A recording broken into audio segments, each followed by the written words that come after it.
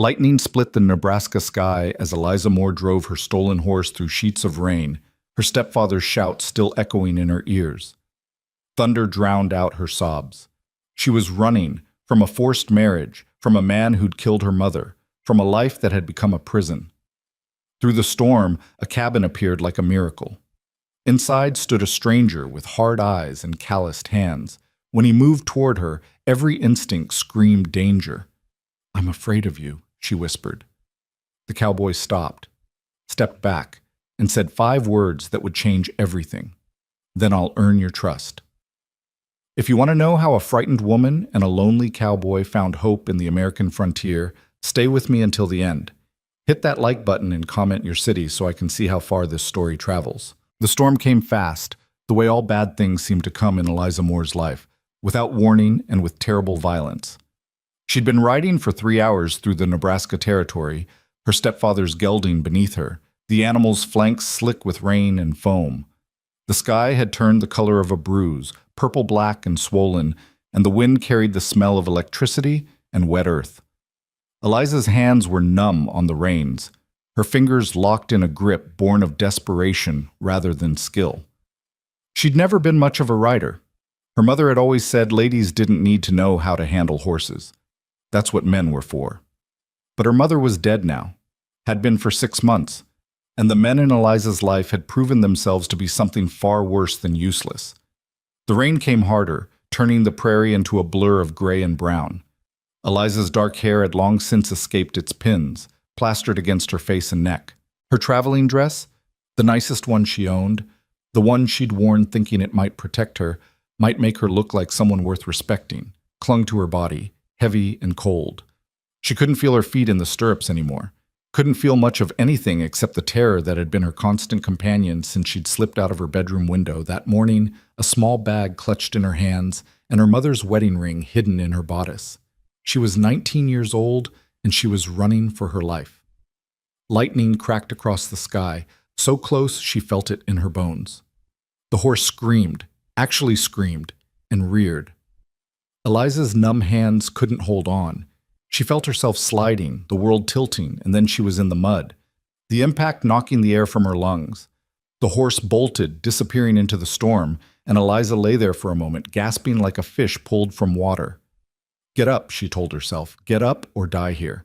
She'd heard stories about people caught in prairie storms. They froze to death, or drowned in flash floods, or were struck by lightning and found days later their bodies burned black. She'd heard about women who wandered in circles until exhaustion took them, until they simply lay down in the grass and never got up again. Eliza refused to be one of those women. She pushed herself to her knees, then to her feet. The wind hit her like a physical thing, trying to shove her back down. She wrapped her arms around herself and started walking, though she had no idea where she was going. The landscape was featureless in the storm, just endless rolling prairie and rain so thick she could barely see 10 feet ahead. Her stepfather would be looking for her by now. Thomas Garrett didn't like it when his possessions escaped. That's what she'd become in the 6 months since her mother's death, a possession. An asset to be managed, controlled, and eventually sold to the highest bidder, or in this case to Walter Brennan, a cattle baron twice her age with hands like slabs of meat and breath that smelled of whiskey and rotting teeth. The marriage had been arranged, the contract signed, the date set for next month. Eliza had tried to be good, tried to be obedient, tried to convince herself that marriage to Brennan might not be so terrible, that at least she'd have a home, security, a position in society. But then she'd found her mother's letters, hidden in a box beneath a loose floorboard in what had been her parents' bedroom. Letters her mother had written, but never sent, dated in the weeks before her death. Letters that spoke of feeling ill, of suspicions, of Thomas's strange insistence that she take her medicine, his anger when she refused. "I fear my husband means me harm," one letter read. "If something happens to me, please God, protect my Eliza." The doctor had said it was her heart. A sudden failure, tragic but natural in a woman of her age. But Margaret Moore had been only 42, healthy and strong, and she'd been sick for less than a week before she died. Eliza had confronted Thomas 3 days ago. She'd been stupid, reckless with grief and rage. She'd waved the letters in his face and called him a murderer. He'd struck her hard enough to split her lip, then locked her in her room. Through the door, he'd told her the wedding to Brennan would happen as planned, that she would behave, or he would make sure she regretted it, that nobody would believe the hysterical accusations of a grief-stricken girl. So Eliza had run. Lightning flashed again, and in that brief moment of illumination, Eliza saw it. A structure, maybe 100 yards ahead. A cabin, small and dark, but solid. Real. Hope surged through her exhausted body. She stumbled forward, her boots sinking in the mud with every step, her breath coming in ragged gasps. The wind tried to push her sideways. Rain pelted her face like tiny stones. But she kept moving, kept her eyes fixed on where she'd seen the cabin. Another flash of lightning confirmed it was still there. Still real, not some cruel hallucination. She could see a porch now, a hitching post, a window with a faint glow behind it. Someone was home. Fear and hope warred in her chest. A stranger might help her, or a stranger might send her back to Thomas, might believe his lies, might think she was just a foolish girl running from a perfectly reasonable marriage arrangement. But she was going to freeze to death if she stayed outside. Eliza climbed the 2 steps to the porch, her legs shaking so badly she nearly fell. She raised her hand to knock, but the door opened before her knuckles touched wood. A man stood in the doorway, backlit by the warm glow of a fire. Tall, well over 6 feet.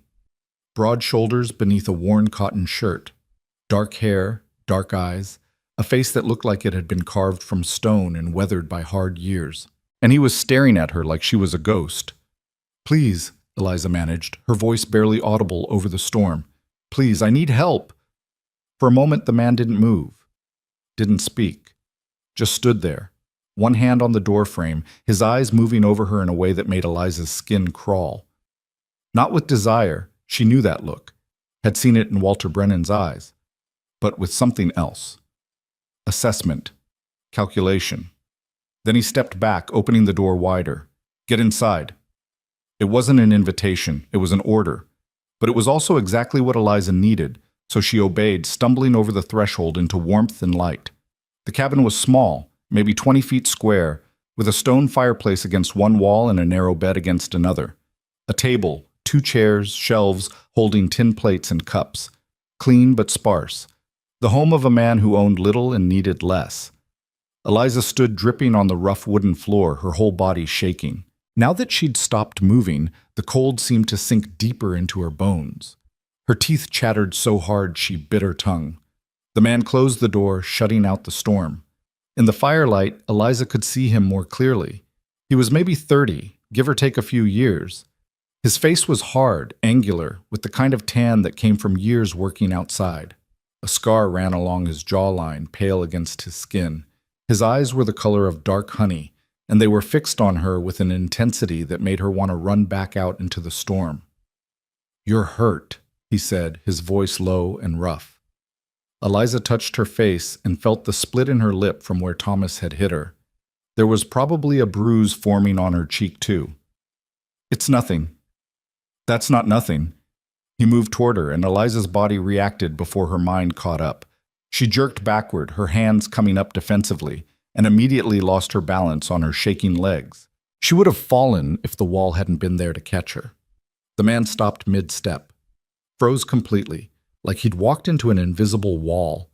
And in that moment, with him looming over her and nowhere to run and 6 months of fear and grief and rage boiling over, Eliza felt something inside her break. A sound came out of her throat, half sob and half gasp, and the words followed before she could stop them. "I'm afraid of you." She said it quietly, a whisper. But in the small cabin, with only the crackle of the fire and the drum of rain on the roof, the words seemed to echo. The man's expression didn't change. He didn't look offended or angry or sympathetic. He simply stood there for another heartbeat, looking at her with those unreadable eyes. Then he stepped back, deliberately, slowly, putting distance between them. "Then I'll earn your trust," he said. Eliza stared at him, not understanding. Men didn't say things like that. Men took what they wanted and made excuses later. Men demanded and expected and punished when they didn't get their way. But this man just turned away from her, moved to the fireplace, and picked up a blanket that had been draped over one of the chairs. He held it out to her, his arm extended, his body angled so she'd have a clear path to the door if she wanted it. "You're freezing," he said. Take this. I'll put more wood on the fire. Eliza's hands shook as she reached for the blanket. She half expected him to grab her when she got close enough, but he simply released the wool fabric and moved away, crouching by the fireplace to add logs from a stack beside the hearth. She wrapped the blanket around herself, and the warmth was so immediate and overwhelming that she nearly started crying again. She clamped down on the urge. She'd already shown this stranger far too much weakness. "What's your name?" the man asked, his back still to her as he tended the fire. Eliza hesitated. But what did it matter now? Eliza Moore. I'm Caleb Hayes." He stood, brushing bark from his hands, but still didn't turn to face her fully. "You want to tell me why you're running through a storm at night, or should I guess?" The directness of the question threw her. I'm not. You're muddy from the knees down and soaked through. Your horse is gone. I'm guessing it threw you. You've got a fresh split lip and what's going to be a hell of a bruise on your face. And you're scared." He finally turned to look at her, and there was something in his eyes that looked almost like understanding. People don't ride into storms alone unless they're running from something worse. Eliza pulled the blanket tighter. "If I tell you, will you send me back?" "To what?" "To him. To my stepfather. To—" She couldn't finish the sentence. The words got stuck in her throat, tangled with all the fear and shame and helpless rage. Caleb studied her for a long moment. Then he shook his head. "No. No? I don't send women back to men who hit them." He said it simply, like it was the most obvious thing in the world. "You need a place to stay tonight. You've got one. After that, it's your choice where you go." Eliza felt something loosen in her chest. Not trust, not yet, but maybe the first fragile thread of hope. "I don't have any money. I can't pay you." "Didn't ask you to." Caleb moved to the table and picked up a tin cup. He filled it with water from a pitcher and held it out to her, this time not approaching, just setting it on the edge of the table where she could reach it. "You should drink something. You're dehydrated." She was. Her mouth was dry, her lips cracked. She edged forward, keeping the blanket wrapped around her, and took the cup.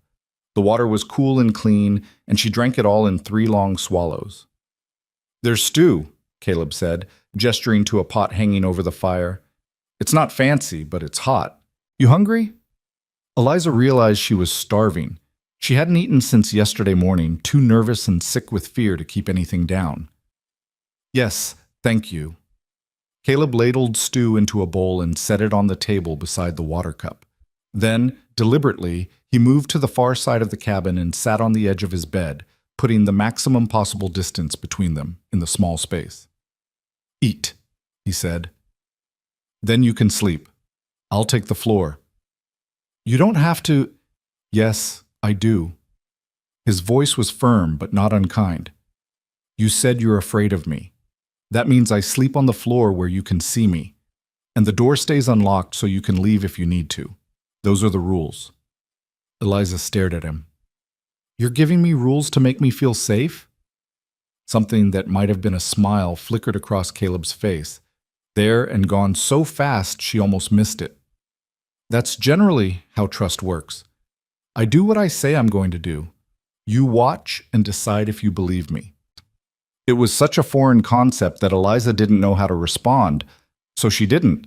She just sat at the table and ate the stew, which was thick with venison and root vegetables and tasted better than anything she'd eaten in months.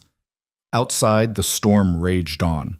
Thunder rolled across the prairie. Rain hammered the roof. Lightning flashed through the small window, illuminating the cabin in brief, stark moments. But inside, by the fire, Eliza felt the first real warmth she'd known since her mother died. Caleb didn't speak, didn't ask questions, didn't stare at her or make demands. He just sat on his bed, cleaning his rifle with methodical care, giving her space to eat and breathe and exist, without fear for the first time in half a year. When Eliza finished the stew, she set the bowl aside and pulled the blanket tighter. Her clothes were still damp, clinging to her skin uncomfortably, but she didn't dare ask to change. Didn't know how to navigate this strange situation where a man was being kind without expecting something in return. "You should try to sleep," Caleb said quietly. He stood and pulled a bedroll from beneath the bed, spreading it on the floor near the fireplace. You can take the bed. It's not much, but it's dry. Where will you sleep? Eliza asked, though he'd already told her. Right here. Caleb settled onto the bedroll, lying on his back with his rifle within easy reach. I'm a light sleeper, so if you need anything, water, more wood on the fire, anything, just say so. I'll hear you. That should have frightened her. The idea of a strange man, armed, listening to her every movement through the night, but somehow it didn't. Maybe because he'd positioned himself between her and the door. Maybe because he was looking at the ceiling, not at her. Maybe because everything about his posture suggested he was trying to make himself as non-threatening as possible. Why are you helping me? Eliza whispered. Caleb was quiet for so long she thought he might not answer. Then, because someone should have helped my sister. The words hung in the air, heavy with old pain.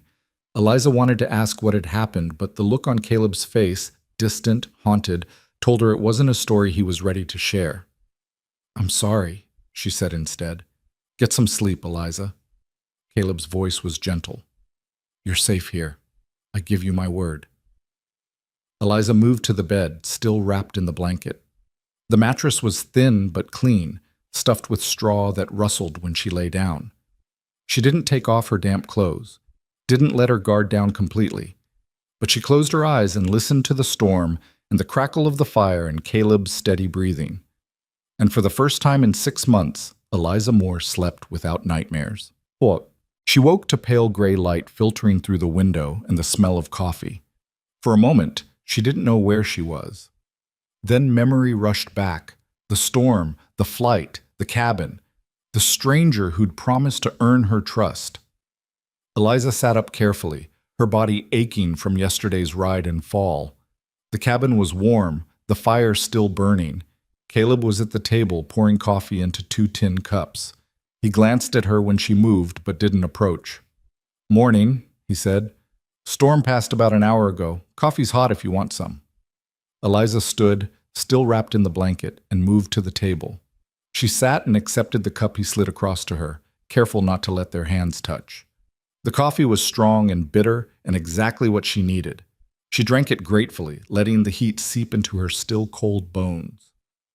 Your horse came back, Caleb said, looking out the window. Found him grazing about 50 yards from here this morning. Looks like he threw a shoe, but otherwise he's fine. Relief flooded through her. Thomas's horse, he'll want it back. Thomas your stepfather? Eliza nodded. He the one who hit you? Another nod. Eliza's hand went unconsciously to her lip, which was swollen and tender. Caleb's jaw tightened, but his voice stayed calm. You planning to go back to him? No. The word came out fierce, sharp. Never. Where were you headed when the storm hit? Redstone Fort. I have a friend there, Mrs. Whitfield. She knew my mother. I hoped she might help me. Caleb considered this, sipping his coffee. Redstone Fort's a 3-day ride from here, maybe 4 depending on the terrain. You know the way? Eliza shook her head, shame heating her cheeks. She'd run without a plan, without supplies, without even a clear idea of where she was going, just desperation and hope. Can't let you ride out alone, Caleb said. Territory's rough between here and the fort. Bandits, wildlife, rough country, a woman alone, He trailed off, but the implication was clear. I can't ask you to escort me. You're not asking, I'm offering. Caleb met her eyes, and his expression was serious. I do route riding between settlements. It's how I make my living. Redstone Fort's on my usual circuit anyway. I was planning to head out in a few days. We can leave tomorrow if you're able to ride. Eliza's first instinct was to refuse. She'd learned not to accept help from men. But what choice did she have? She had no money, no supplies, and no idea how to survive 3 days alone on the prairie. And Caleb Hayes had kept his word so far, had slept on the floor, had given her space, had made her feel as safe as she was capable of feeling. If I'm traveling with you, she said carefully, I need to know, what do you expect from me? Caleb's expression didn't change. I expect you to follow instructions when it comes to staying alive. I expect you to tell me if you need to rest or if you're hurt, and I expect you to keep your word if you give it. That's all? That's all. He paused. I'm not looking for company, Eliza. I'm not looking for gratitude or payment or anything else. I'm just a man who can get you where you need to go safely. After that, we part ways and you live your life however you see fit." It sounded too good to be true, but the alternative was staying here or trying to make it alone, and neither of those options ended well. "All right," Eliza said quietly. "I accept your help, and I give you my word I'll do what you say when it comes to staying safe." Caleb nodded once, like they'd just sealed a business arrangement, which, Eliza supposed, they had. "We'll leave at first light tomorrow," he said. "That gives you today to rest and me time to check the supplies. Your stepfather know where you were headed?" "I don't think so. I didn't tell anyone." "He'll still look. Men like that don't like losing control." Caleb stood and moved to the window, looking out across the prairie. "We'll take the long route, avoid the main trails. It'll add a day to the trip, but it's safer." "Caleb?" Eliza set down her coffee cup. "Why did you say that about your sister?" His shoulders tensed. For a moment, she thought he wouldn't answer. Then, "Her name was Sarah. She married young, to a man who seemed decent enough. Turned out he had a temper. She wrote me letters telling me things were hard, but that she was managing. I was fighting in the war, couldn't get home. By the time I did—" He stopped, his voice rough. "By the time I did, she was dead. Official story was she fell down the stairs. But I saw the bruises. Saw the fear in the eyes of the neighbors, who wouldn't look at me." Eliza's throat tightened. "I'm so sorry." "I made a promise at her grave," Caleb continued, still looking out the window, "that I'd never ignore a woman who needed help. Never look the other way when I saw something wrong. Never be the kind of man who lets fear and silence protect monsters." He finally turned to face her. "So when you showed up at my door, beaten and terrified, there was never a question of whether I'd help you. The only question was how." Tears stung Eliza's eyes. She blinked them away, refusing to cry. "Thank you," she whispered, "for keeping your promise." Caleb's expression softened slightly. "Get some rest today. Tomorrow's going to be a hard ride, and you're going to need your strength." Eliza spent the day in a strange limbo of fear and relief. Fear because Thomas was surely looking for her, because danger still lurked in every shadow. Relief because for the first time since her mother's death, she wasn't alone. Caleb moved around the cabin with quiet efficiency, checking supplies, cleaning weapons, preparing for their journey. He spoke little but never made her feel uncomfortable with his silence. He cooked a simple lunch of beans and cornbread, giving her the larger portion without comment. He fixed Thomas's horse's shoe, working in the small corral behind the cabin while Eliza watched from the window. Everything he did with calm competence. No wasted motion, no drama, just a man doing what needed to be done. As the sun began to set, painting the prairie in shades of gold and amber, Eliza found herself standing at the window, looking out at the vast emptiness. Somewhere out there, Thomas was searching. Somewhere out there, her old life was crumbling. But here, in this small cabin with this quiet, scarred man, Eliza felt something she'd thought she'd lost forever. She felt hope. "Eliza," Caleb said from behind her. "Question." She turned. He was standing by the table, his expression serious. "If your stepfather catches up to us on the road," he said, "what do you want me to do?" The question was so direct, so practical, that it took her a moment to process it. I don't know. I don't want violence, but I won't go back. I can't." "Then we're clear on that. But I need to know, are you prepared to stand your ground? Because if he finds us, there's going to be a confrontation, and you're going to have to decide what your freedom is worth." Eliza met his eyes, and in that moment she felt something shift inside her, a hardening, a resolve. "I'll stand my ground," she said, "whatever it takes." Caleb nodded slowly. "Then we'll be ready." That night, Eliza lay in Caleb's bed again while he took the floor. But this time, as she listened to the night sounds of the prairie and the steady rhythm of his breathing, she didn't feel afraid. She felt ready. Ready to fight for her freedom. Ready to believe that maybe, just maybe, there were still good men in the world. Ready to trust, even if it terrified her. And tomorrow, she would take the first step toward becoming the woman her mother had wanted her to be. Strong, brave, and free. The cowboy who'd promised to earn her trust was already keeping his word. Now it was her turn to find the courage to accept it. Dawn broke cold and clear, the sky washed clean by the storm. Eliza woke to find Caleb already moving about the cabin, his saddlebags laid out on the table, supplies organized with military precision. He'd prepared coffee again, and the smell of it mixed with wood smoke and leather created an oddly comforting combination. "We leave in an hour," he said without preamble. "Eat something first. It'll be a long day." Eliza nodded, wrapping the blanket around her shoulders as she moved to the table. Her dress had dried overnight but was stiff with mud and rain damage. She felt grimy, unkempt, aware of how she must look to him. But if Caleb noticed or cared, he gave no sign. He'd set out cornbread and dried meat. Simple fare, but more than she'd expected. She ate slowly, watching him work. Every movement was economical, purposeful. He checked his rifle, counting ammunition, rolled a bedroll tight and secured it with leather straps, filled canteens with water from a barrel outside. "The horse Thomas owned," Caleb said as he worked, "is a decent animal. Strong legs, good wind. You comfortable riding him?" "I'm not a very good rider," Eliza admitted. "My mother didn't think it was necessary for ladies to—" "You'll learn." Caleb's tone wasn't unkind, just matter of fact. "Out here, it's necessary. I'll teach you what you need to know." "What about your horse?" "Smoke's in the corral. 8-year-old gelding, steady as they come. He's carried me through worse than a 3-day ride to Redstone Fort." Caleb glanced at her. "You ever fire a gun?" The question startled her. "No, never." "That'll be your second lesson then, after riding." He pulled a small revolver from his pack, checked the chamber, then wrapped it in cloth. "Territory between here and the fort can be rough. You need to know how to protect yourself." Fear flickered in Eliza's chest. "Are we likely to run into trouble?" "Hope not, but hope's not a strategy." Caleb met her eyes.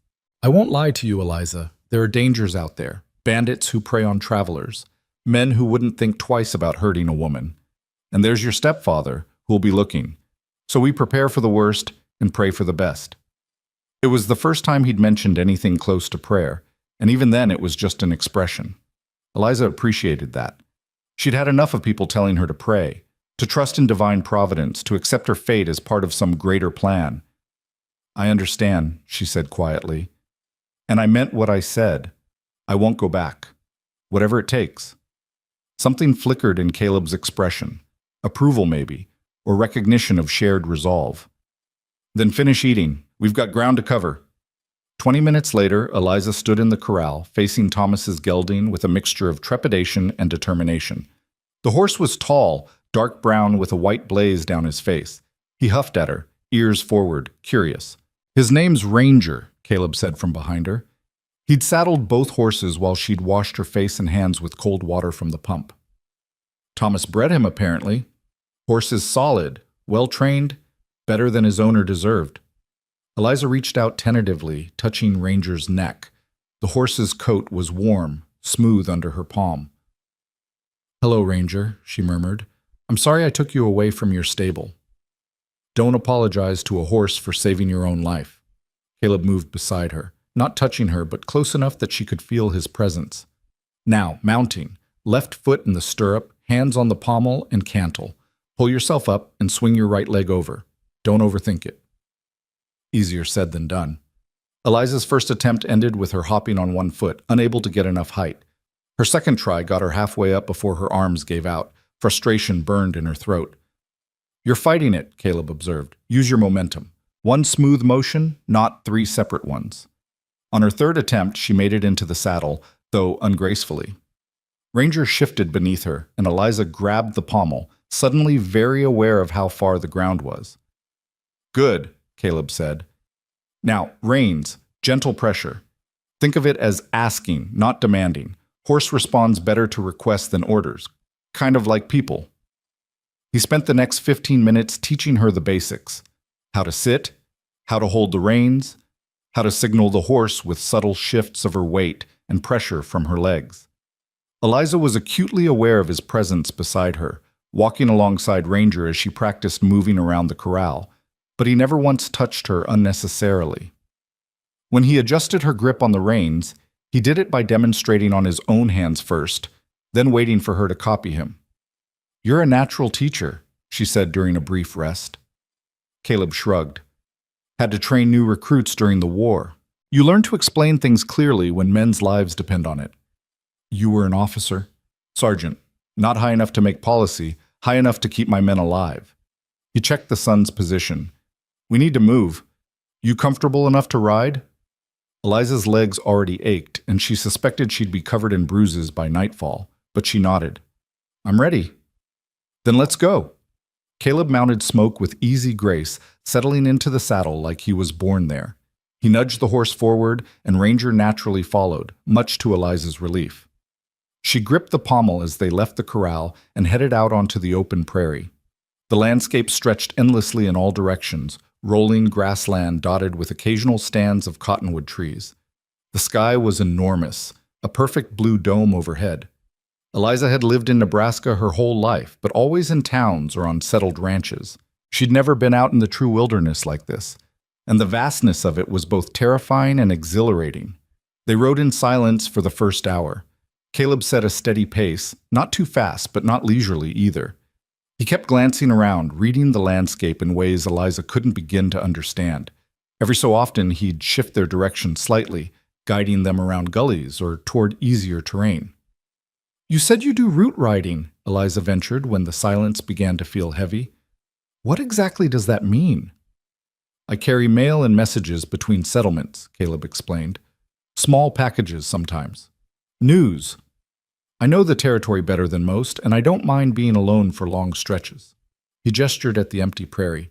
Most people can't handle the isolation. Drives them a little crazy. But not you. I prefer it. After the war, cities felt too crowded. Too many people, too much noise. Out here, things are simple, clear. Eliza considered this. Don't you get lonely? Lonely and alone aren't the same thing. Caleb's voice was thoughtful. I was surrounded by men during the war, hundreds of them, thousands sometimes. Never felt more isolated in my life. Everyone scared, everyone dying, everyone pretending they weren't both. Out here, I'm alone by choice. That's different. She understood that more than he probably realized. She'd been surrounded by people in Thomas's house, servants, visitors, Thomas himself, but she'd never felt more alone than in those months after her mother's death. What about you? Caleb asked. What did you do before all this? Nothing important, Eliza said automatically, then caught herself.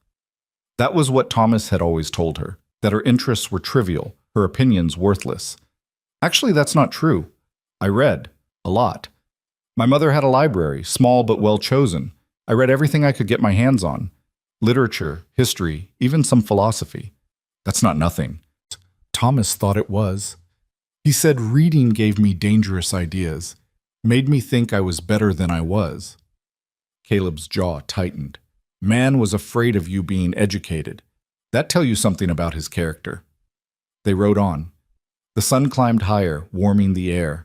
Eliza's body ached from the unfamiliar motion of riding, but she didn't complain. She'd asked for this, asked to escape. She could handle some physical discomfort. Around midday, Caleb called a halt near a stream. He dismounted and helped the horses drink, then filled their canteens while Eliza carefully climbed down from Ranger's back. Her legs nearly buckled when they hit the ground. Muscles will adjust in a day or two, Caleb said, noticing her stiffness. Walk around a bit. Helps. Eliza forced herself to move, stretching her legs while Caleb pulled dried meat and hardtack from his saddlebags. They ate standing up, and Eliza realized this was his normal routine. No fuss, no wasted time. Everything in service of covering distance. How far have we come? She asked. Maybe 12 miles. We'll do another 15 before dark if the weather holds. 27 miles in a single day. Eliza had never traveled so far in her life. And we can make it to Redstone Fort in 3 days at this pace? 4, the way we're going. We're avoiding the main trail, remember? Adds distance but keeps us away from places your stepfather might look.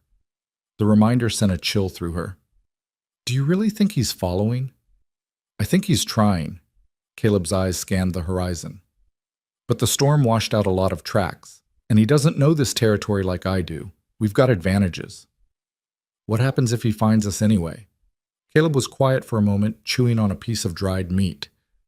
When he spoke, his voice was calm but firm. Then we deal with it. But Eliza, I need you to understand something. I won't let him take you, not if you don't want to go. But that means there might be confrontation, violence even. You need to be prepared for that possibility. Eliza swallowed hard. I've never seen real violence. Not like you mean. Hope you don't have to. He repacked the saddlebags. But hope's not a strategy. You said that already. Eliza managed a weak smile. You always this practical? Kept me alive this long. Caleb handed her one of the canteens. Drink. You're sweating more than you realize. She obeyed, grateful for the cool water. When she handed the canteen back, their fingers briefly touched, and Caleb immediately pulled away, creating distance again. The gesture was so automatic, so clearly habitual, that Eliza realized he wasn't just being respectful. He was actively managing the space between them, constantly aware of boundaries. Caleb, she said quietly, I know I said I was afraid of you, but you don't have to treat me like I'm going to break. Not treating you like you'll break. Treating you like you deserve respect. He met her eyes. There's a difference. They mounted up again and continued riding. The afternoon stretched long and warm, the landscape gradually changing from flat prairie to rolling hills. Caleb pointed out landmarks, a distinctive rock formation, a lightning-struck tree, a dry creek bed. You memorize all this? Eliza asked. Have to. No maps for most of this territory. You learn the land or you get lost. He gestured to the west. See those hills? They'll turn into badlands if you go far enough. Dangerous country. We're skirting the edge. Have you ever gotten lost? Once. My second year doing route work. Ended up 20 miles off course in a dust storm. Took me 3 days to find my way back to a settlement. He paused. Learned my lesson. Now I always know where I am. There was something about the way he said it that made Eliza think he wasn't just talking about geography. Caleb Hayes was a man who'd decided never to be lost again, in any sense of the word. As the sun began its descent toward the horizon, painting the sky in shades of orange and pink, Caleb started looking for a place to camp. He chose a spot in a small hollow, sheltered by a stand of cottonwoods, with good sightlines in all directions. We'll camp cold tonight, he said as they dismounted. No fire. Don't want to signal our location. Won't we freeze? I brought extra blankets. We'll manage. He began unsaddling the horses. You know how to make a bedroll? Eliza shook her head, embarrassed by her own uselessness. I'll show you. And he did, patiently demonstrating how to spread the blankets, how to create a buffer against the cold ground, how to position everything for maximum warmth. You'll sleep here, he said, indicating a spot near a large tree. I'll be there. He pointed to a position about 15 feet away, positioned so he'd be between her and any approach from the open prairie. They ate another cold meal as darkness fell. The stars came out, more than Eliza had ever seen, a brilliant carpet of light across the black sky. She sat on her bedroll, wrapped in a blanket, staring upward in wonder. You can see the whole universe out here, she murmured. Caleb, sitting on his own bedroll with his rifle across his knees, glanced up. One of the benefits of isolation. No city lights to block the view. Did you see skies like this during the war? Sometimes, between battles, when things were quiet. His voice went distant. We'd lie on our backs in camp, looking up, trying to remember there was something bigger than the blood and the death. Something that would still be there when we were gone. Is that comforting or terrifying? Both. He looked at her across the darkness between them. You tired? Exhausted. But my mind won't stop. Fear will do that, keeps you wired, alert, good for survival, bad for rest. He paused. You want to talk about it? Eliza pulled the blanket tighter. About what? Whatever's keeping you awake. She was quiet for a long moment, listening to the night sounds, wind in the grass, the horses shifting, some distant animal call. I keep thinking about my mother, she finally said. About what she must have felt those last days. Knowing something was wrong but not being able to prove it, being trapped with a man who was killing her. She tried to protect you, those letters you found. I know, but I feel like I failed her, like I should have seen what was happening, should have stopped it somehow. You were a daughter, not a detective. Caleb's voice was gentle but firm. And from what you've said, your stepfather was careful, skilled at hiding what he was doing. You can't blame yourself for his evil. But if I just paid more attention, then what? He would have killed you too? Caleb leaned forward slightly. Eliza, listen to me. Surviving isn't a betrayal. Your mother wanted you to live. That's why she hid those letters, why she tried to leave you evidence. She was giving you a chance to escape. Don't waste it on guilt. Tears stung Eliza's eyes. How do you know what to say? I don't. I'm just saying what I wish someone had said to me after Sarah died. He was quiet for a moment. I carried guilt for years. Still do, sometimes. Guilt that I wasn't there, that I didn't come home sooner, that I believed her letters when she said she was fine. But eventually you have to choose, carry the guilt or carry the lesson. Can't do both and stay sane. What lesson did you learn? That silence protects monsters, that good intentions without action are worthless, that if you see something wrong, you stand up, even if it costs you. He adjusted his rifle. And that the people who survive aren't always the ones who are strongest or smartest. Sometimes they're just the ones who refuse to give up. Eliza wiped her eyes. Is that why you helped me? To honor your sister? Partly, but also because it's the right thing to do. Would have helped you even without Sarah's memory. He settled back against his saddle. Try to sleep, Eliza. Tomorrow's another long day. She lay down on her bedroll, the ground hard beneath her despite the blankets. The sky stretched above her, infinite and indifferent, but knowing Caleb was nearby, keeping watch, made the darkness less frightening. Caleb? She said quietly. Yeah? Thank you for everything. Get some rest. She closed her eyes and, despite everything, found herself drifting toward sleep. The last thing she heard was Caleb's voice, so quiet she almost missed it. You're doing fine, Eliza. Better than fine. And in that moment, wrapped in borrowed blankets under a stranger's protection, Eliza Moore felt something she hadn't felt in a very long time. She felt like maybe she was going to be all right. The second day of riding brought new challenges. Eliza woke stiff and sore, every muscle in her body protesting. Caleb, already awake and checking the horses, took one look at her awkward movements and pulled a small tin from his saddlebag. Liniment, he said, tossing it to her. For the muscles. Rub it on before we ride. Helps. The salve smelled terrible, but worked wonders. By the time they set out, Eliza could move without wincing quite so much. They rode through changing terrain, hills giving way to rockier ground, the grass shorter and sparser.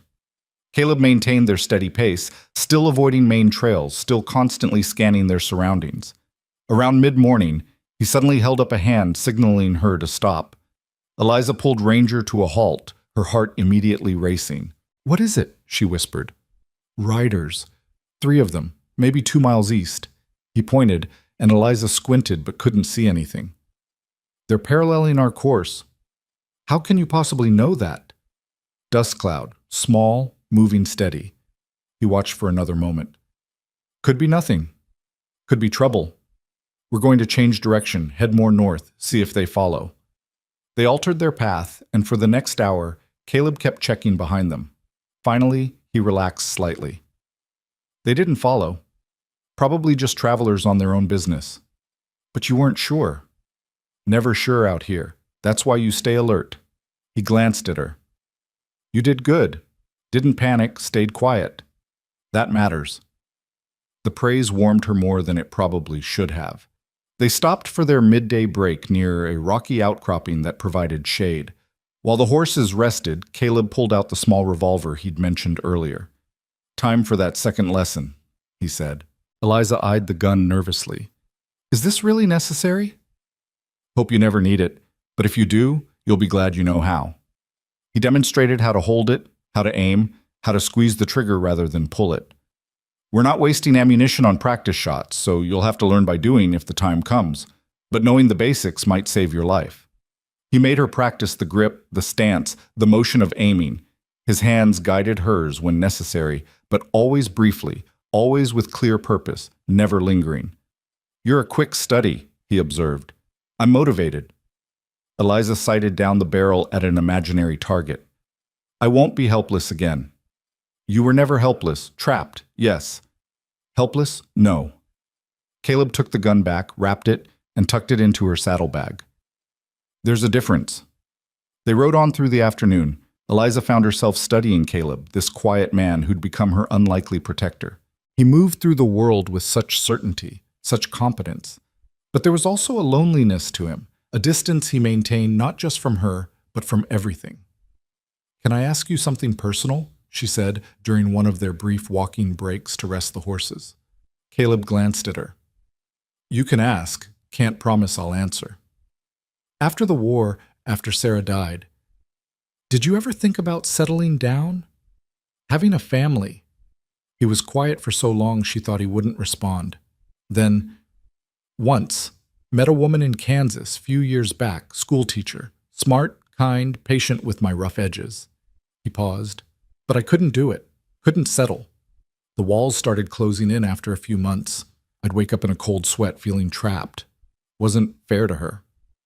"So you've been alone ever since?" "Alone works for me. No one gets hurt that way." "That sounds lonely." "Told you, lonely and alone aren't the same thing." But there was something in his voice that made Eliza think he was trying to convince himself as much as her. As the sun began to set on their second day, they made camp in another sheltered spot. This time Caleb allowed a small fire, reasoning that they were far enough from main routes and had seen no signs of pursuit. The warmth and light were welcome. Eliza sat close to the flames, grateful for the heat after the cold previous night. Caleb cooked beans and made coffee, and the simple meal tasted like a feast. "Tomorrow we'll reach Broken Creek," he said, studying a worn map by firelight. "Small settlement, maybe 50 people. We can resupply there, sleep in actual beds if you want." "What do you usually do?" "Camp outside. Cheaper. But you might prefer a real roof." Eliza considered. Part of her craved civilization, comfort, safety. But another part, the part that was learning to trust this quiet man, didn't want to change the pattern they'd established. "What would you recommend?" she asked. Honest answer, camp outside. Town small enough that news travels. Someone might remember us, might mention it if anyone comes asking questions. The less we're noticed, the better. "Then we camp." Caleb nodded approval. "You're adapting well. Most city people can't handle more than a day or two of rough travel." "I'm not city people anymore." Eliza stared into the fire. "I don't know what I am now." "You're someone who chose freedom over comfort. That's not nothing." They sat in companionable silence, the fire crackling between them.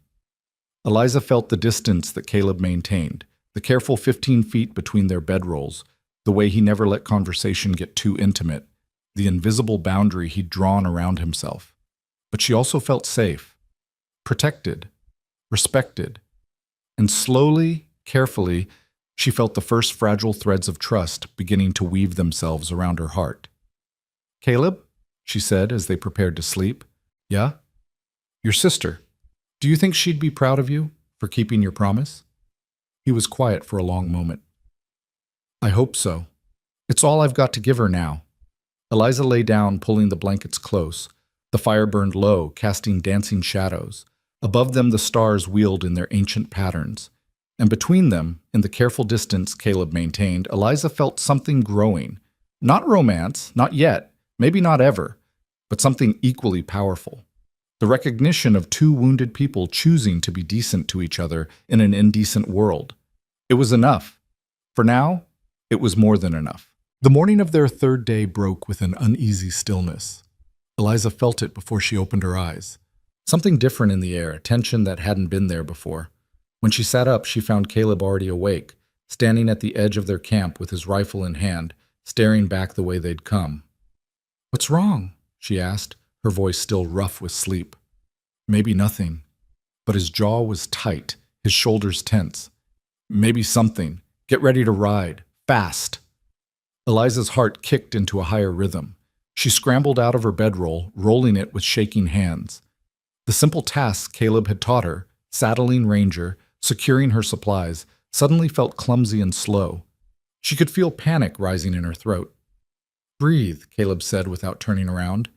"Panic makes you stupid. Breathe and focus." She forced herself to slow down, to do things right rather than fast.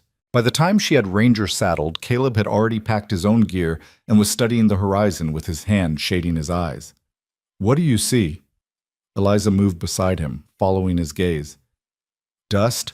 3 riders, same as 2 days ago, but this time they're not paralleling us." His voice was grim. "They're coming straight at us. Been tracking us, probably. Waited until we were far enough from any settlement that nobody would hear if there was trouble." "Is it Thomas?" "Don't know yet, but we're not waiting to find out." Caleb turned to her, and his eyes were hard. "Listen carefully. We're going to ride hard for about an hour, try to put distance between us and them. There's rough country ahead, ravines, broken ground. If we can reach it before they catch up, we might lose them in the terrain. And if we can't, then we make a stand." He gripped her shoulder briefly, the first time he'd initiated physical contact, and the weight of his hand was steadying. "But I need you to trust me completely. Can you do that?" Eliza met his eyes and found herself nodding. "Yes." "Then let's move." They mounted and rode, and this time there was nothing measured or careful about their pace. Caleb pushed Smoke hard, and Ranger kept up, sensing the urgency. The prairie flew past in a blur of grass and sky. Eliza's inexperience showed. She bounced in the saddle, struggling to find the rhythm, her hands aching from gripping the reins so tightly. But she didn't complain, didn't ask to slow down. Fear was a sharp spur driving her forward. After what felt like both an eternity and no time at all, Caleb glanced back. His expression darkened. "They're gaining. Better horses, better riders." He scanned the landscape ahead, and Eliza saw what he was looking for. The land was beginning to break up, cut through with gullies and dry creek beds. "There. We head for that ravine system. It'll slow them down, give us options." They veered toward the broken ground, and within minutes the terrain changed dramatically. The flat prairie gave way to a maze of erosion cuts and rocky outcroppings. Caleb navigated it with the confidence of someone who'd studied this land, but even he had to slow down to keep the horses from breaking their legs in the treacherous footing. Behind them, the sound of pursuit grew louder. Voices now calling to each other, close enough that Eliza could make out words. "She went this way." "Don't lose the trail." "Garrett's paying good money. We're not going back empty-handed." Thomas had sent bounty hunters. The realization hit Eliza like a physical blow. Her stepfather hadn't come himself. He'd hired men to drag her back. Men who'd be motivated by money rather than any pretense of family duty. Caleb heard it too. He guided them deeper into the ravine system, the walls rising on either side, and then suddenly pulled Smoke to a halt in a wider section where the ravine split in 3 directions. "Off your horse," he said, his voice clipped and commanding. "Now!"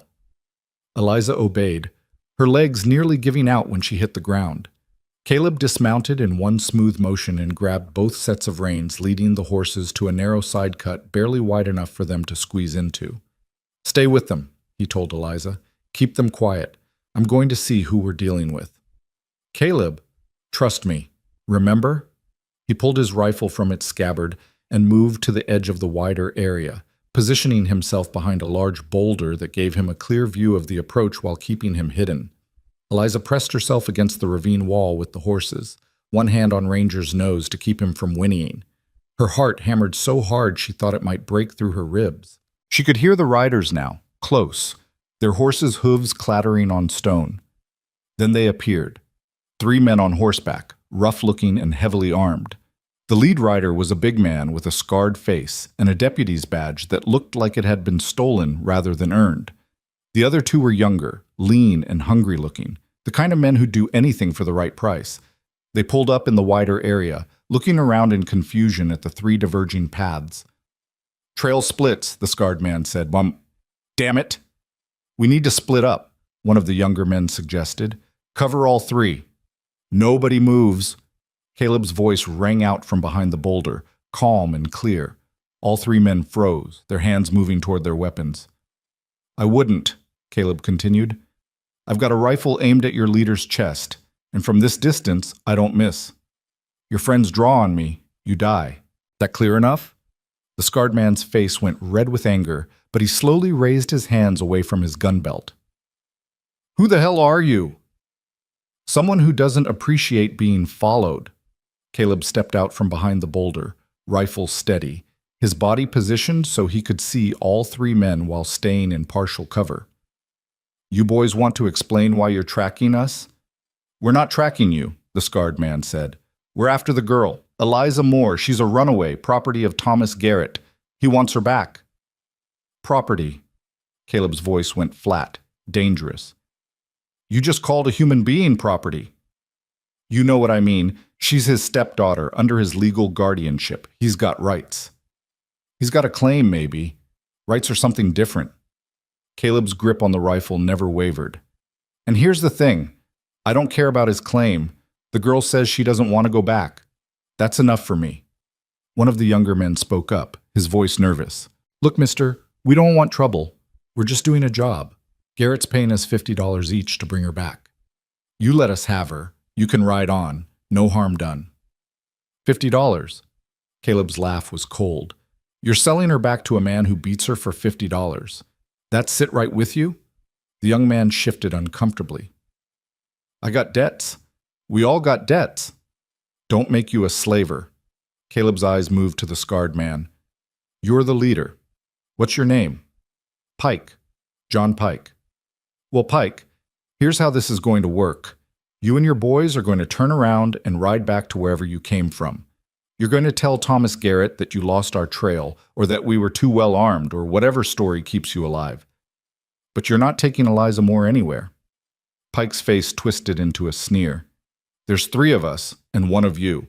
You can't kill us all before one of us gets you." "Maybe not, but I'll definitely kill you first. You willing to die for $50? The standoff stretched, tension singing in the air like a plucked string. Eliza held her breath, one hand still on Ranger's nose, the other reaching slowly for the revolver in her saddlebag. She didn't know if she could actually shoot someone, but she'd be damned if she let Caleb face this alone. Then a new voice cut through the tension. "Actually, he's not alone." Eliza stepped out from the side cut, the revolver in her hand. It shook. She couldn't help that, but she held it pointed in the general direction of the three men. "I'm armed too, and I'll tell you something else. I'd rather die right here than go back to Thomas Garrett." "Eliza." Caleb's voice held a warning, but also something that might have been pride. "No." She moved to stand beside him, still keeping distance, but presenting a united front. "These men need to hear this from me. I'm not anyone's property. Thomas Garrett murdered my mother, poisoned her over weeks while everyone thought it was her heart. I found the evidence. That's why he wants me back. Not because he cares about me, but because I can destroy him." Pike's expression flickered with something, doubt maybe, or calculation. "That's a serious accusation." "It's the truth. And if you take me back, you're not just collecting bounty money. You're complicit in murder." Eliza's voice strengthened. "Is that worth $50? The two younger men exchanged glances. One of them edged his horse back slightly. Pike noticed. "Hold your positions," he snapped. Then to Eliza. "You got proof of this murder?" "I have letters my mother wrote. I have dates and symptoms. I have enough to raise questions, at least. Enough to make Thomas Garrett very uncomfortable." Eliza lifted her chin. "And if I die out here, those letters go to the authorities anyway. I sent them to a friend before I ran, so killing me doesn't help Thomas at all." It was a lie, but a good one. Eliza saw it land, saw Pike's certainty waver. "This is getting complicated," one of the younger men muttered. "Shut up," Pike growled, but his hand had moved away from his gun, and Eliza knew they'd won a small victory. Caleb pressed the advantage. "Here's what's going to happen. You're going to ride away. We're going to finish our journey to Redstone Fort, where Eliza has friends and can make her accusations formal. And you're going to tell Thomas Garrett that his stepdaughter is beyond his reach now. Clear?" "Garrett won't like it," Pike said. "Don't care what Garrett likes. Care about what's right." Caleb's voice was steel. "And if you three decide to follow us anyway, decide that $50 is worth more than your conscience. Remember this? I was a sergeant in the war. I've killed men in situations a lot more complicated than this. I won't hesitate to do it again to protect someone under my care." The ravine was silent except for the wind whistling through the rocks. Eliza's hand ached from gripping the revolver. She could see Pike weighing his options, doing the math on whether this was worth dying over. Finally, Pike spat into the dirt. This ain't over. Garrett's got reach. He'll find other ways to get to her. Maybe. But not through you. Not today. Caleb raised the rifle slightly. Now ride, and don't look back. For a long moment, nobody moved. Then one of the younger men turned his horse, and the spell broke. The second young man followed. Pike glared at Caleb and Eliza, his face promising future retribution, but he turned his horse too. You made powerful enemies today, he called back. Already had them, Caleb replied. Get moving. They watched the three riders disappear back the way they'd come, the sound of hoofbeats gradually fading. Even then, Caleb didn't lower his rifle. Stay alert, he murmured. Could be a trick. They could circle back. Eliza's hands were shaking so badly now that she nearly dropped the revolver. The adrenaline that had sustained her was draining away, leaving her weak and dizzy. Caleb noticed. Gently, he took the gun from her hands. You did good, he said quietly. Better than good. You stood your ground. I was terrified. Courage isn't not being afraid. It's being afraid and doing the right thing anyway. He checked the revolver, confirmed the safety, and tucked it back in her saddlebag. That took guts, stepping out like that. I couldn't let you face them alone. I know. Something in his expression softened. But next time, maybe wait for my signal before you reveal yourself? There's going to be a next time? Hope not, but hope's not a strategy, Eliza finished. Despite everything, she managed a weak smile. I'm learning. They stayed in the ravine for another 20 minutes, Caleb keeping watch while Eliza sat on a rock and tried to stop shaking. The horses sensed the tension had passed and relaxed, nosing at sparse grass growing between the stones. Finally, Caleb deemed it safe enough to move. We need to put serious distance between us and them, just in case. You up for hard riding? Eliza's body ached. Her hands were blistered from the reins. Her legs felt like they might give out, but she nodded. I'm up for whatever it takes. That's what I thought. They mounted and rode out of the ravine system, Caleb choosing a path that would be difficult to track. For the next 3 hours, they pushed hard, covering ground in a way that would make pursuit nearly impossible. Caleb used every trick he knew, riding through streams to hide their tracks, doubling back to confuse the trail, choosing rocky ground where hoofprints wouldn't show. By the time he finally called a halt, the sun was beginning its descent toward the horizon. They'd reached a high point of land that offered views in all directions. No dust clouds, no signs of pursuit. I think we lost them, Caleb said, scanning the landscape one more time. But we're not stopping long. We'll ride through dusk, make camp in full dark where we can't be seen. Eliza slid off Ranger's back and immediately collapsed. Her legs simply gave out, dumping her unceremoniously on the ground. She started laughing. She couldn't help it. Hysterical, exhausted laughter that verged on tears. Caleb dismounted and crouched beside her, not touching, but close. Hey, you're all right. You're safe. I know, I just... She wiped her eyes. I stood up to them. I actually stood up to them. You did. For the first time in my life, I wasn't just a victim. I fought back.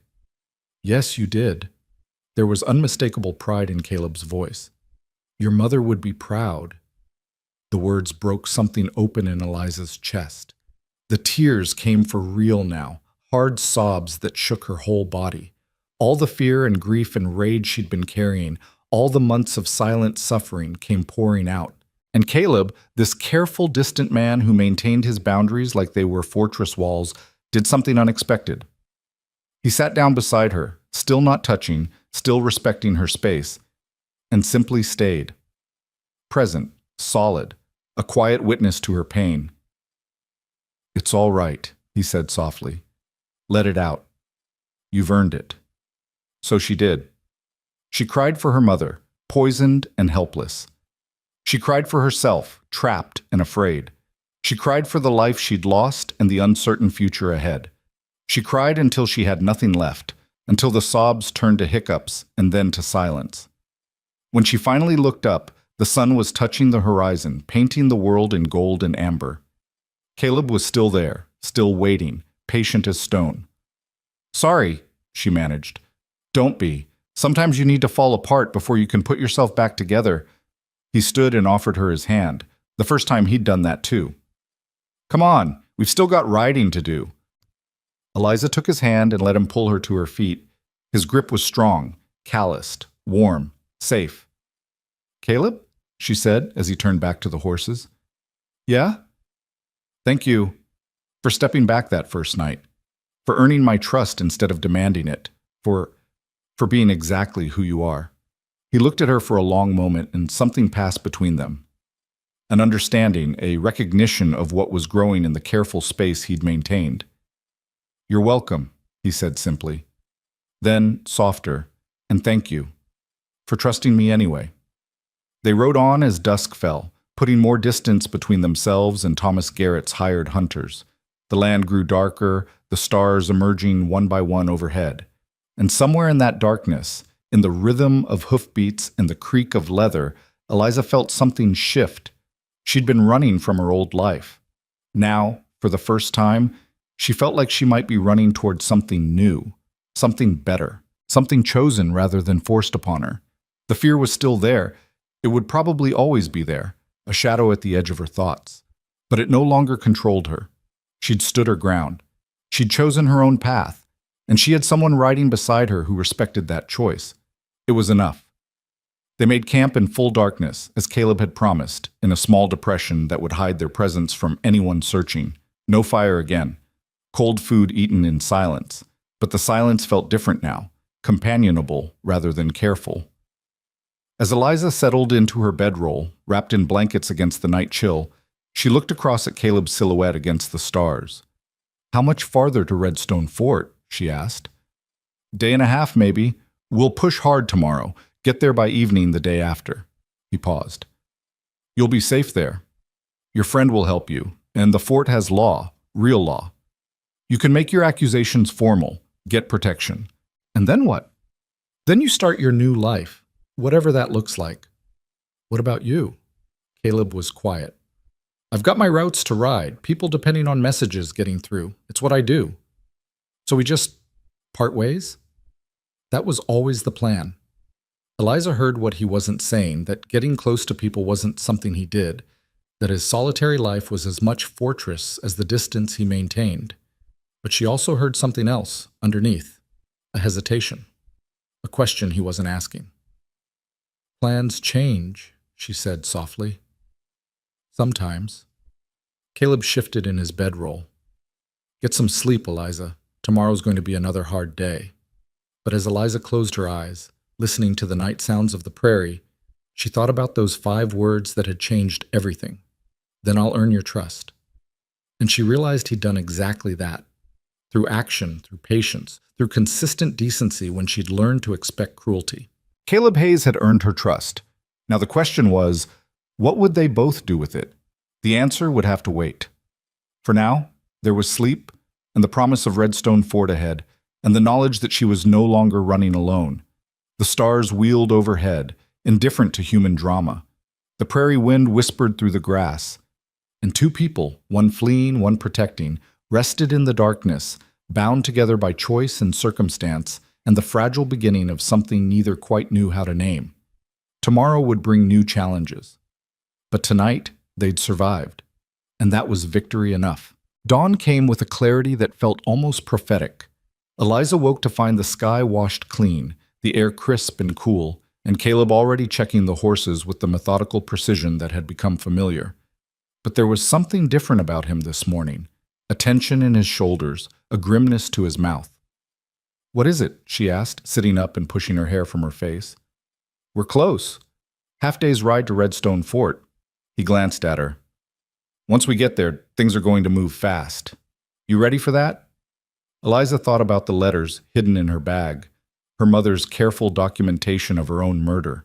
She thought about Thomas Garrett's face when he'd locked her in her room, the cold certainty in his eyes that he would win. And she thought about the woman she'd been when she fled into that storm, terrified, helpless, trapped. She wasn't that woman anymore. "I'm ready," she said. They rode hard through the morning, the landscape gradually changing from wild prairie to something more settled. Fences began to appear, marking property lines. They passed a homestead, then another, signs of civilization creeping back into their isolated world. Eliza found herself both relieved and strangely regretful. The past days had been terrifying, yes, but also clarifying. Out on the prairie with only Caleb and the horses, life had been simple. Now complexity was rushing back. Around midday, they crested a rise, and there it was. Redstone Fort sprawled in the valley below. It wasn't really a fort anymore, hadn't been for years. The original military structure had evolved into a thriving town of maybe 300 people built around the old stockade walls. Eliza could see the main street, the church steeple, buildings made of timber and stone. Civilization, safety, the law. But also the end of this strange journey. The end of just her and Caleb against the world. "You all right?" Caleb asked, noticing her hesitation. "Yes, it's real now. All of it. It's been real the whole time. Now you've got witnesses." He pointed to a large house on the edge of town, well-maintained with a white picket fence. "That's the Whitfield place. Your mother's friend lives there?" "Yes, Mrs. Lenora Whitfield. She and my mother grew up together. They corresponded regularly until—" Eliza's throat tightened. "Until my mother died." "Then that's where we go first." Caleb started smoke down the slope toward town. "Stay close." They rode into Redstone Fort in the early afternoon, and Eliza was acutely aware of the eyes that followed them. A strange man and a disheveled young woman, both road-worn and dusty, leading horses that looked like they'd been ridden hard. People paused in their business to stare. Whispers followed them down the street.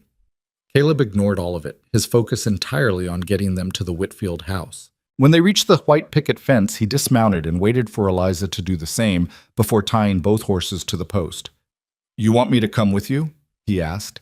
Eliza realized she did, desperately, but she also knew this was something she needed to face herself. "Wait here, please. I'll call if I need you." She walked up the path to the front door, her legs unsteady from days of riding. Before she could knock, the door opened and a woman appeared, mid-50s, silver-haired, with intelligent eyes and a kind face that reminded Eliza so much of her mother that tears sprang to her eyes. "Can I help you?" Mrs. Whitfield began, then stopped, her eyes widening. "Eliza? Eliza Moore, is that you?" "Hello, Mrs. Whitfield." Eliza's voice cracked. "I'm sorry to arrive like this. I didn't know where else to go." The older woman's expression shifted from surprise to concern in an instant. She looked past Eliza to where Caleb stood by the horses, then back. "Come inside. Both of you, quickly now." Caleb followed them in, and Mrs. Whitfield shut the door firmly behind them. The house was warm and clean, filled with the smell of bread baking and flowers from the garden. After days on the prairie, the domesticity of it nearly undid Eliza. "Sit, both of you. I'll make tea." Mrs. Whitfield bustled into the kitchen, but Eliza could see her stealing glances, taking in Eliza's bruised face, her worn clothing, the way she held herself. "You look like you've ridden through hell itself." "Close enough," Caleb said quietly. He'd removed his hat and stood near the door, clearly uncomfortable in such refined surroundings. Mrs. Whitfield returned with tea and studied them both with sharp eyes. "Eliza, child, what's happened? Last I heard, you were living with Thomas Garrett after your mother's passing. Why are you here, looking like you've been on the run?" Eliza set down her teacup with shaking hands. "Because I have been, Mrs. Whitfield, I need to tell you something about my mother's death. Something terrible." The older woman's face went pale. "Go on." So Eliza told her everything. The sudden illness, the doctor's diagnosis, the funeral she'd barely remember through her grief. Then the discovery of the letters, her mother's suspicions, the evidence she'd found, Thomas's rage when she'd confronted him, the locked room, the arranged marriage to Walter Brennan, her flight into the storm, and everything that had followed. Mrs. Whitfield listened without interrupting, her face growing harder with each revelation. When Eliza finished, there was a long silence. Then, "Margaret wrote to me," Mrs. Whitfield said quietly. 2 weeks before she died. She said she wasn't feeling well, that something wasn't right. She said if anything happened to her, I should look after you. Her eyes glittered with unshed tears. "I thought it was just worry. Your mother always was a worrier." "But she knew, didn't she? She knew what Thomas was doing." "She tried to tell people," Eliza whispered, "but who believes a sick woman accusing her husband? The doctor thought she was paranoid from fever." The doctor was a fool. Mrs. Whitfield stood abruptly, her teacup clattering. Do you have the letters? The evidence? Eliza pulled the small bundle from her bag, the papers worn from being carried close to her body. Mrs. Whitfield read them by the window light, her expression growing more grim with each page. This is enough, she said finally. This is more than enough to raise serious questions. Marshal Hendricks will want to see these. Will he believe me? Eliza asked. You're the daughter of my dearest friend, who was murdered by the man who was supposed to protect her. Mrs. Whitfield's voice was steel. And I'm a woman of standing in this community. Between your testimony and my support, Marshal Hendricks will listen. Thomas Garrett may have influence, but it doesn't extend this far. Caleb, who'd been silent through all of this, finally spoke. There's something else you should know. Garrett sent bounty hunters after Eliza. 3 men. We encountered them yesterday. Mrs. Whitfield's eyes sharpened. Did they hurt you? No, ma'am. Caleb stopped them. Eliza looked at him, at this quiet man who'd risked so much for a stranger. He kept me safe. Then I owe you a debt, Mr. Hayes, Caleb Hayes, and you don't owe me anything, just doing what's right. Nevertheless, Mrs. Whitfield studied him with an assessing gaze that reminded Eliza of her mother evaluating people. You're a good man, Mr. Hayes. That's rarer than it should be. Caleb looked uncomfortable with the praise. I should see to the horses. Nonsense. I'll have my man handle them. You both need rest, food, and proper beds. When was the last time either of you had a hot meal? Few days, Caleb admitted. Then it's settled. You'll stay here while we sort this mess out. I have plenty of room, and I won't hear any arguments. She fixed them both with a look that brooked no disagreement. Eliza, you'll take the guest room upstairs. Mr. Hayes, there's a room above the carriage house that's clean and private.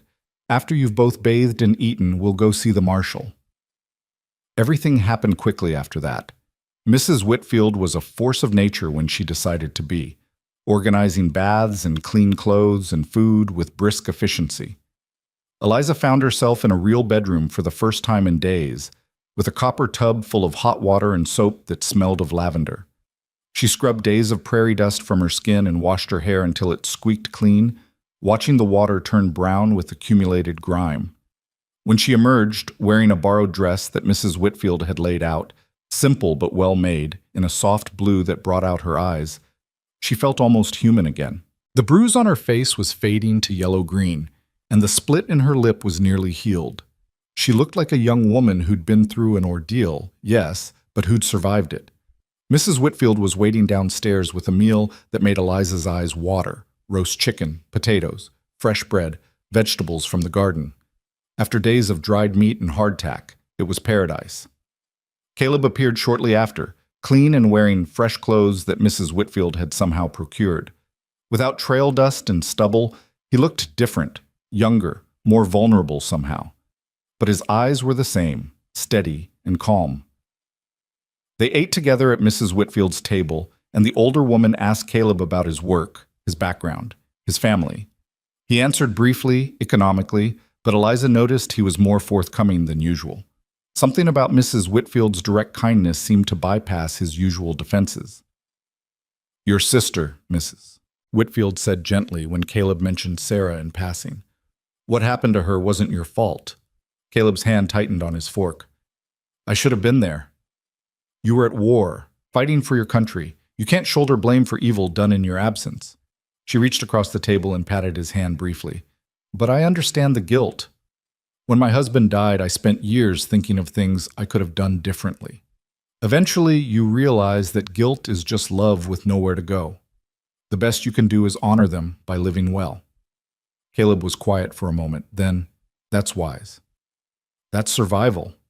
Mrs. Whitfield stood. Now, if you're both finished, we should visit Marshal Hendricks before the day gets away from us. The marshal's office was on the main street, a sturdy building with bars on the windows and a territorial flag hanging outside. Marshal Hendricks himself was a lean man in his late 40s with a weathered face and shrewd eyes. He listened to their story with growing intensity, reading Margaret's letters carefully, asking pointed questions. These are serious accusations, he said finally. Murder accusations against a man of property and standing. My mother was a woman of property and standing, Eliza said quietly, and she's dead because of him. Hendricks studied her, then Caleb, then Mrs. Whitfield. You believe her story, Lenora? I do. Margaret wrote to me about her concerns. I dismissed them as illness talking. Mrs. Whitfield's voice was firm. I won't make that mistake twice. And you, Mr. Hayes, what's your involvement here? I helped Miss Moore reach safety, Caleb said. Saw the fear in her eyes, the bruises on her face. Saw Garrett's men try to take her back. That's all the involvement I need. Hendricks nodded slowly. Here's what I can do. These letters establish suspicion. Combined with Miss Moore's testimony about her stepfather's behavior and the attempted forced marriage, I have grounds to send a wire to the territorial authorities. They'll want to investigate, possibly exhume the body for examination. How long will that take? Eliza asked. Weeks, maybe months. Justice moves slowly. Hendricks leaned back in his chair. But in the meantime, I can issue a protection order. If Thomas Garrett or anyone acting on his behalf comes within 10 miles of you, they'll be arrested, and I'll send a deputy to escort you if you need to travel. What about the bounty hunters? Caleb asked. If they show their faces in my jurisdiction, I'll have words with them about accepting contracts to kidnap young women. Hendricks' expression was grim. This territory is trying to become civilized. Men like that don't help.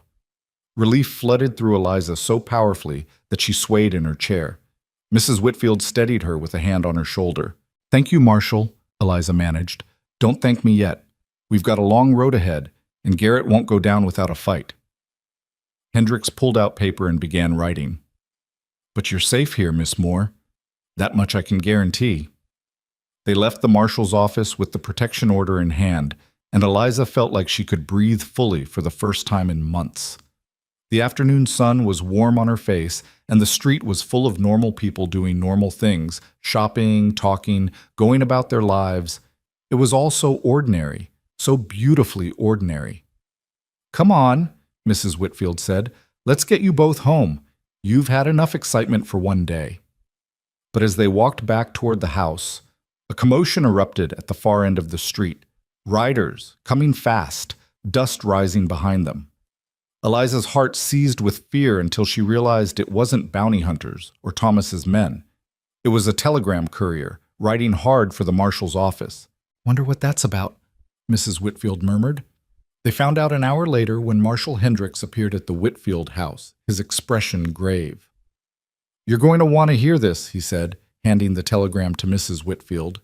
She read it aloud, her voice shaking. Thomas Garrett arrested this morning by territorial authorities. Evidence of arsenic purchase matching timeline of Margaret Moore's illness discovered in his personal effects during raid on his property. Confession obtained. Suspect in custody pending trial. Silence filled the room. Eliza felt the world tilt, felt Caleb's steadying hand on her elbow, keeping her upright. He confessed? She whispered. Apparently the authorities moved faster than I expected, Hendricks said. Your letters started an investigation. They raided Garrett's ranch this morning, found poison, found records. Confronted with the evidence, he broke down and admitted to poisoning your mother. Also admitted to planning to force you into marriage to Brennan to keep you under his control. It's over, Eliza said numbly. It's really over. Not completely. There will be a trial, and you'll likely need to testify. But yes, Miss Moore, the danger's past. Thomas Garrett will hang for what he did. Eliza's legs gave out completely. She sat down hard on Mrs. Whitfield's sofa, her whole body shaking. It was over. The nightmare that had consumed her life was actually over. She felt Mrs. Whitfield's arms around her, heard the older woman's soothing voice, heard Marshal Hendricks excuse himself, heard the door close. And through it all, she felt Caleb's presence, steady and constant, the anchor that had kept her from drowning. When she finally looked up, eyes red from crying, he was sitting across from her, his expression gentle. You did it, he said quietly. You were brave enough to run, strong enough to stand your ground, and you got justice for your mother. You should be proud. I couldn't have done it without you. Yes, you could have. You're stronger than you know. But his eyes were soft, and something in them made Eliza's heart ache. Mrs. Whitfield stood, tactful as always. "I'll make more tea. Give you two a moment." When they were alone, Eliza and Caleb sat in silence. There was so much to say, and no words adequate to say it. "What happens now?" Eliza finally asked. "Now you build a new life. Here, with Mrs. Whitfield, or wherever you choose. You're free, Eliza, truly free." "And you?" Caleb looked away. "I've got my roots, people depending on me. I should probably head out in a day or two." "Just like that? You're leaving?" "That was always the plan." But his voice lacked conviction. Eliza studied him, this man who'd saved her life in more ways than one, who'd kept his promise to earn her trust, who'd shown her that not all men were monsters. What if the plan changed? "Eliza, you said it yourself back on the prairie. Plans change, sometimes." She leaned forward. "I'm not asking you to give up your roots or your solitary life. I'm just asking if maybe, sometimes, you could come back this way. Visit. Let me know you're all right." Caleb met her eyes, and the longing in them was unmistakable. "I'm not good at staying, Eliza, at being close to people. The walls close in and Then don't stay. Just come back." Her voice was soft but steady. "I'm not asking for promises or commitments. I'm just asking to be your friend. Is that something you could do?" He was quiet for a long time. Then, slowly, he nodded. "Yeah, I think I could do that." Relief and something warmer flooded through Eliza. It wasn't everything, but it was a beginning. Mrs. Whitfield returned with tea, and the conversation shifted to practical matters. Where Eliza would live, what she would do with the ranch once it was released from legal custody, how she would rebuild her life. Through it all, Caleb stayed, offering quiet advice when asked, mostly just listening. As evening fell and Mrs. Whitfield began preparing dinner, Caleb stood. "I should let you two have some time. I'll be in the carriage house if you need anything." "Caleb," Eliza said, stopping him at the door. "Thank you for everything, for stepping back that first night, for keeping your word, for being exactly who you are." He smiled, a real smile that transformed his face. "You're welcome. And Eliza, what I said before, about you being stronger than you know, I meant it. You're going to be just fine." "So are you," she said softly. He left, and Eliza watched through the window as he crossed to the carriage house, his figure silhouetted against the setting sun. Mrs. Whitfield came to stand beside her. "That's a good man." "I know. And you care for him." It wasn't a question. Eliza nodded. "I do, but it's complicated." "Love usually is." Mrs. Whitfield squeezed her shoulder. "But take it from an old woman. The complicated ones are often worth the effort. Give him time. Let him come back to you. If it's meant to be, he will." That night, in a real bed with clean sheets and a locked door she controlled, Eliza slept deeply for the first time in half a year. No nightmares haunted her. No fear lurked at the edges of her dreams. She was free. Her mother had justice. And somewhere in the carriage house, a lonely cowboy who'd earned her trust was learning that maybe, just maybe, he didn't have to be alone forever. The story wasn't over. But the darkest chapter had finally closed, and whatever came next would be Eliza's choice to make. That, more than anything, was victory enough. Morning came too quickly, and with it the knowledge that Caleb would be leaving. Eliza had known it was coming, had even told herself she was prepared for it, but when she came downstairs and saw him in the kitchen with his saddlebags already packed, the reality hit her like a physical blow. He was leaving. The man who'd saved her, protected her, earned her trust word by careful word. He was riding away. "Coffee's fresh," Mrs. Whitfield said from the stove, her tone carefully neutral. She'd clearly seen the expression on Eliza's face. "Mr. Hayes was just telling me about his route schedule." Caleb stood when Eliza entered, that small gesture of respect that was so characteristic of him. "Morning. I was hoping to catch you before I left." "You're leaving now? This morning?" Eliza tried to keep the disappointment from her voice and failed completely. "Have to. I'm already 3 days behind schedule. People are expecting mail, messages. I can't just abandon my obligations." But something in his eyes suggested leaving wasn't as easy as he was making it sound. Mrs. Whitfield busied herself at the stove, giving them the illusion of privacy. Eliza poured herself coffee. She didn't want just to have something to do with her hands. How long will you be gone? She asked quietly. My full circuit takes about 6 weeks, sometimes longer if weather's bad or there's trouble. Caleb picked up his own coffee cup, not drinking, just holding it. But I come through Redstone Fort regularly. It's one of my standard stops. 6 weeks. It felt like forever. Eliza. He set down his cup and looked at her directly. You're going to be fine here. Better than fine. Mrs. Whitfield will help you settle, get your affairs in order. The marshal will keep you safe, and you're strong enough now to stand on your own. You don't need me. I know I don't need you. The words came out sharper than she intended. That's not the point. Then what is the point? She struggled to find the words. How did you tell someone that they'd become essential to you in just a few days? That the thought of them riding away felt like losing something precious you'd only just found?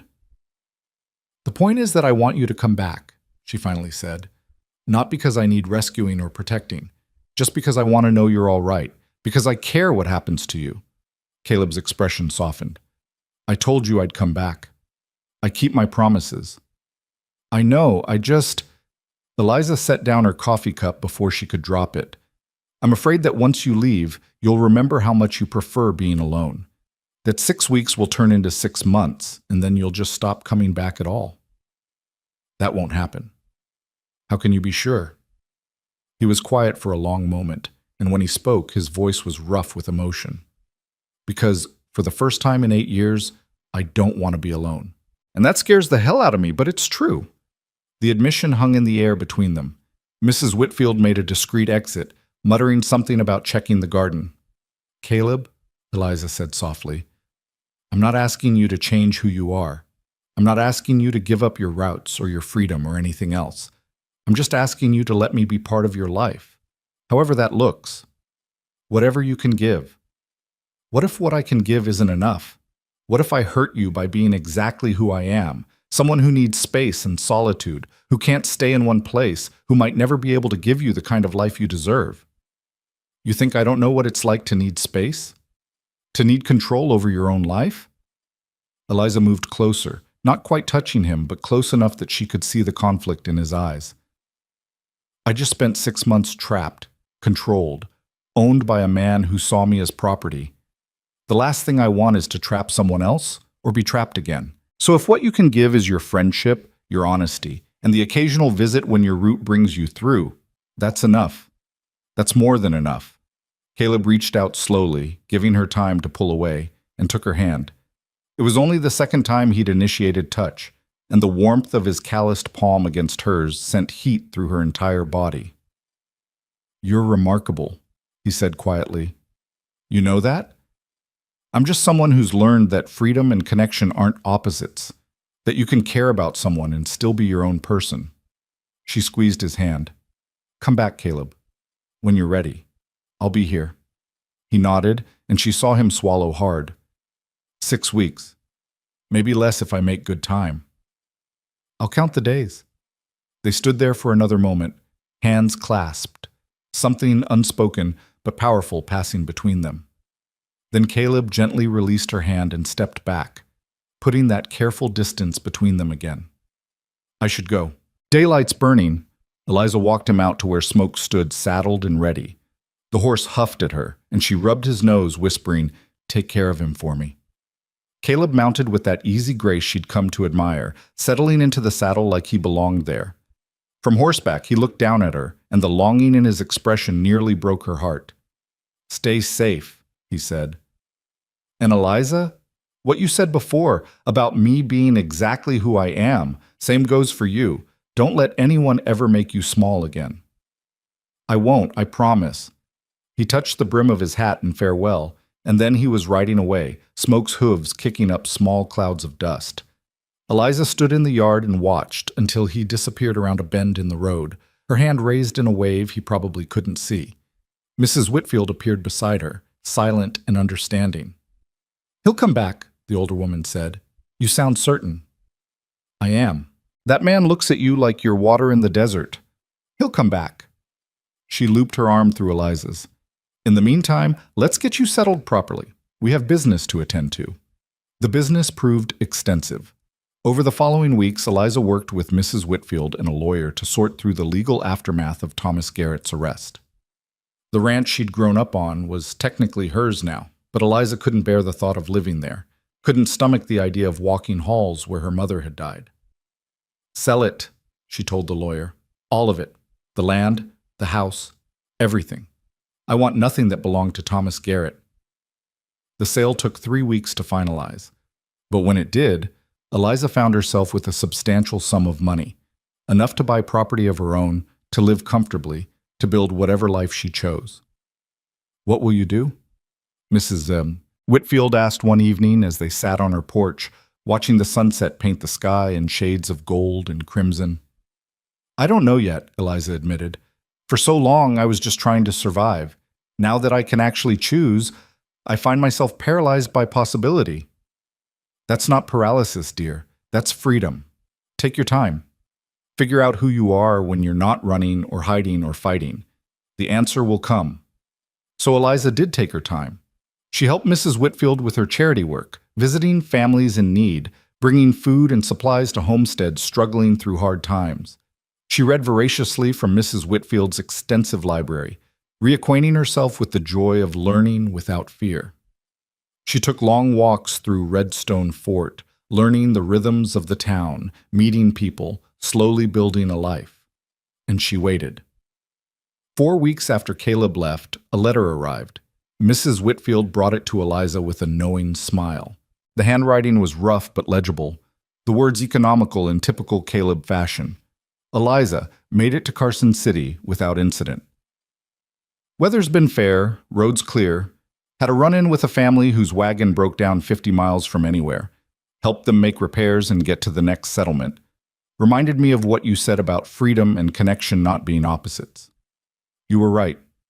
2 more weeks and I'll be back through Redstone Fort. Hope you're well." Caleb Eliza read the letter 3 times, smiling at the careful way he'd written it, the way even in sparse words she could hear his voice.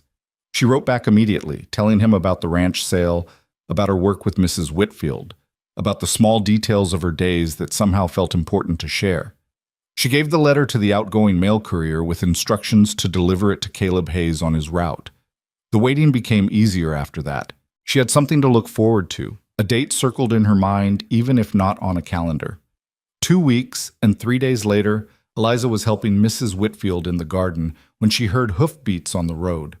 She looked up, shading her eyes against the afternoon sun, and there he was, Caleb Hayes on his gray horse, looking road-worn and dusty and absolutely wonderful. He dismounted before he'd fully reached the gate, and Eliza found herself running, actually running across the yard, all dignity forgotten. She stopped just short of throwing herself at him, suddenly shy. "You came back," she said breathlessly. "Told you I would." His smile transformed his face. "Got your letter. Sounds like you've been busy." "So have you, rescuing stranded families." "Someone had to." He pulled something from his saddlebag, a small bundle wrapped in cloth. "Brought you something. Saw it in a trading post and thought of you." Eliza unwrapped it carefully. Inside was a book, well-worn but intact, a volume of poetry by Elizabeth Barrett Browning. "How did you know I loved poetry?" "You mentioned your mother's library. Took a guess." He looked almost embarrassed. "If you already have it—" "I don't. And even if I did, I'd treasure this one more." She hugged the book to her chest. "Thank you, Caleb." Mrs. Whitfield appeared on the porch. "Mr. Hayes, welcome back. I assume you'll be staying for dinner at least." "If it's not an imposition, ma'am." "The only imposition would be you refusing." She smiled. "I'll set another place. You two catch up." They sat on the porch while smoke rested in the corral, and Caleb told her about his circuit, the settlements he'd visited, the people he'd met, the minor adventures he'd had. And Eliza told him about her weeks in Redstone Fort, about her growing friendship with Mrs. Whitfield, about the life she was slowly building. "I've been thinking," she said during a pause in the conversation, "about buying property near here. Nothing big, just a small house with some land, somewhere that's mine." "That sounds good. You putting down roots?" "Permanent enough that people can find me. Flexible enough that I'm not trapped." She looked at him carefully. There'd be space for a guest, if you ever wanted to stay for more than a night when you passed through. Caleb was quiet, and Eliza worried she'd pushed too hard. Then, I'd like that. Having a place to come back to, somewhere that feels like home. The word hung between them, weighted with meaning. Is that what this could be? Eliza asked softly. Home? Maybe. If you're patient with me, if you can handle me leaving every few weeks, being gone for stretches. He met her eyes. I don't know if I'll ever be able to stay permanently, Eliza. The open road is part of who I am. I know, and I'm not asking you to change that. She reached for his hand, and this time he met her halfway. I'm just asking if we can figure out what this is between us. Take our time, no pressure, just see where it goes. I'd like that too, he said quietly. Dinner that night was warm and full of laughter, Mrs. Whitfield regaling them with stories from her youth. Caleb stayed in the carriage house again, but before he retired, he and Eliza stood in the yard under the stars, talking softly about everything and nothing. How long can you stay this time? She asked. 3 days? I have deliveries due in Millerville, but after that, I'm free for a week before my next scheduled run. Then make the most of 3 days. And they did. Caleb helped Eliza look at properties for sale, offering practical advice about land and water sources and building placement. They rode together through the countryside, Eliza's skills improving dramatically under his patient instruction. They talked for hours, sharing stories from their pasts, their fears and hopes for the future. On the third evening, sitting on Mrs. Whitfield's porch as the sun set, Caleb said quietly, I was wrong before, when I said I preferred being alone. What do you prefer? Eliza asked. This, you, being alone when I need to be, but having someone to come back to. He turned to face her. I'm not good with words, Eliza. Never have been. But I need you to know that you've changed something in me. Made me want things I'd given up on. Like what? Like a future that's more than just the next settlement on my route. Like someone who knows the worst parts of me and cares anyway. Like, he paused, struggling. Like love. Real love built on respect and trust and choice. Eliza's breath caught. Caleb, I know it's too soon to say it. We barely know each other, and I'm gone more than I'm here, and I come with more baggage than a stagecoach, but I need you to know that's where this is heading for me. I'm falling in love with you, Eliza Moore. Have been since you stood your ground against those bounty hunters. Tears pricked her eyes. You want to know something? I whispered. I'm afraid of you that first night, and you stepped back. That's when it started for me. Not the fear ending, that took longer, but the possibility that you might be different, that you might be someone worth trusting. And now? Now I'm not afraid anymore. Now I think I might be falling in love with you too. She took his hand. But you're right, it's early, so let's take our time. Let's build this slowly, on our terms, with honesty and patience. You keep riding your routes. I'll build my home here, and we'll figure out how to make both those things work together. Caleb lifted her hand to his lips and kissed her knuckles gently. That sounds perfect. He left the next morning, but the parting was easier this time. They had a plan now, a future they were building together, piece by careful piece. The months that followed established a pattern. Caleb would ride his circuit, and every 6 to 8 weeks he'd pass through Redstone Fort. Sometimes he'd stay for a few days, sometimes a week if his schedule allowed. They wrote letters between visits, sharing the details of their separate lives, slowly learning each other's rhythms and patterns. Eliza bought her property, a small house on 5 acres just outside town, with a view of the prairie and enough space for a garden. She furnished it simply but comfortably, making sure there was a room that could be Caleb's when he visited. She started teaching reading to children in town whose families couldn't afford formal schooling, finding purpose in helping others the way she'd been helped. And she waited, but it wasn't the desperate waiting of before.